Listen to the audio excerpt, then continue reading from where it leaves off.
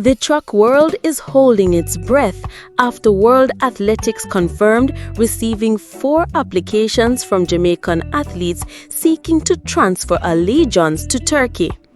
As the international governing body begins its review process, the implications for Team Jamaica, the athletes, and the broader athletics community are profound.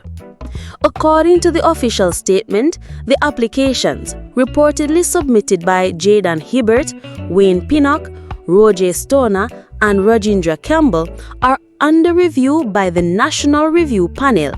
While the review is ongoing, the athletes are barred from competing for any country or federation, including Jamaica and Turkey. If successful, each athlete would face a mandatory 3-year waiting period before they're eligible to represent Turkey in international competition.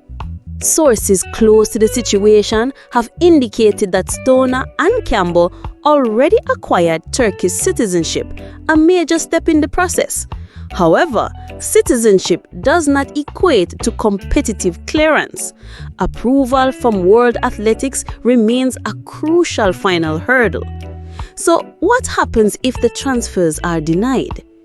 In that scenario, the athletes could find themselves in limbo, unable to represent Turkey and possibly unable to return to Jamaica's roster without complex negotiations with the Jamaica Athletics Administrative Association, the JAAA.